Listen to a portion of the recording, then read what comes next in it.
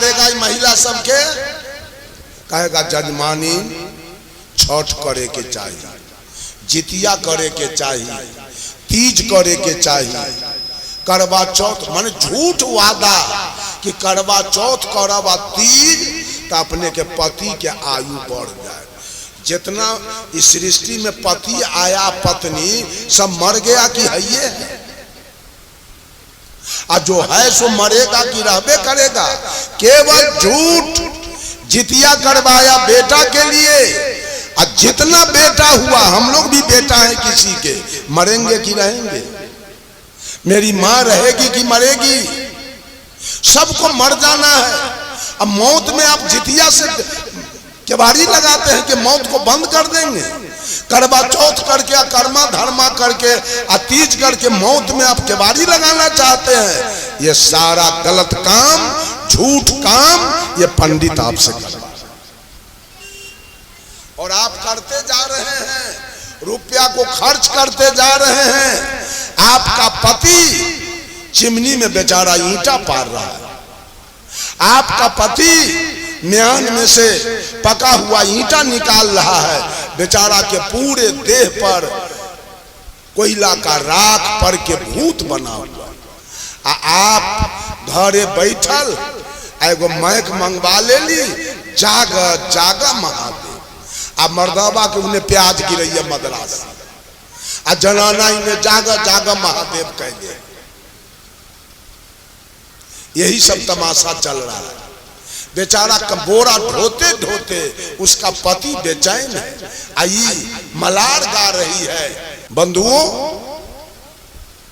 विचार कीजिए, साहेब कबीर रात रात भर कपड़ा बुनते थे, मोहम्मद साहब बकरी चराते थे, ईसा मसीह भेड़ी चराते थे, भगवान कृष्ण गाय चराते थे, विश्वकर्मा जी लकड़ी लोहा का काम करते थे, रविदास जी जूता टांकते थे, और सुपच भगत सूप डगरा बीनते थे।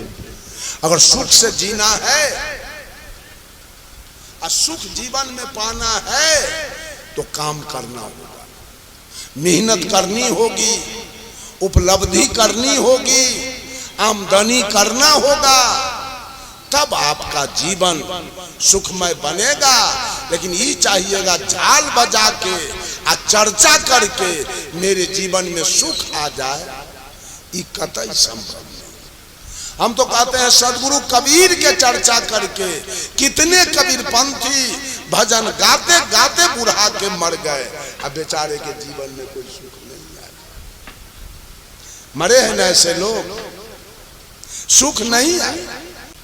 तो बंधुओं बिना परिश्रम के, तो गीते में परिश्रम किया भरत शर्मा व्यास, आप सिनेमे में परिश्रम कीजिए, आप सर्कसे में परिश्रम कीजिए, आप क्रिकेटे खेलने में परिश्रम कीजिए, आप बिजनेसे करने में परिश्रम कीजिए, आप नौकरिये करने में परिश्रम कीजिए, आप मवेशिये पालने में परिश्रम कीजिए, आप खेतिये करने में परिश्रम कीजिए। जहां परिश्रम होगा, आपका परिश्रम जब खेत में जाएगा तो खेत हीरा मोती उगल देगी।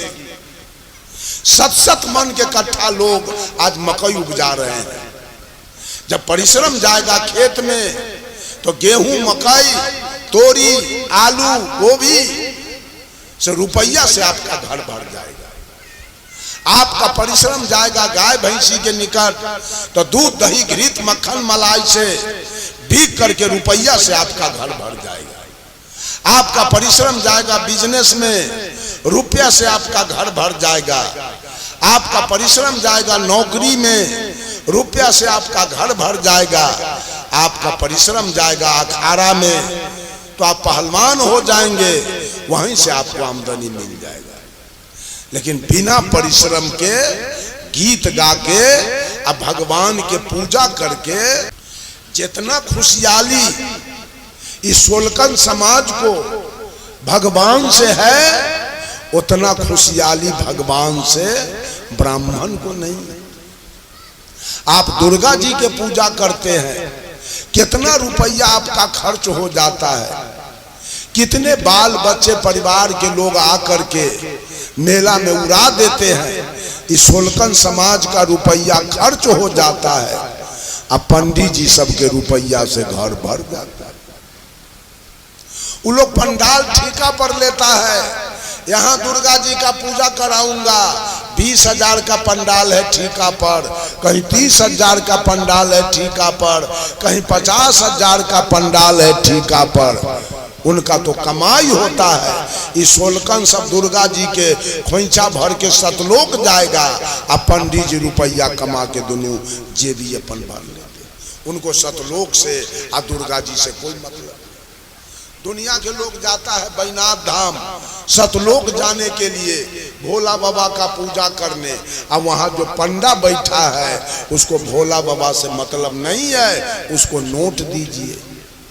वो रुपया के लिए बैठा हुआ है, उस सतलोक के लिए और स्वर्ग के लिए, अब भोला के पूजा के लिए नहीं। उसको रुपया चाहिए, उसको नोट चाहिए।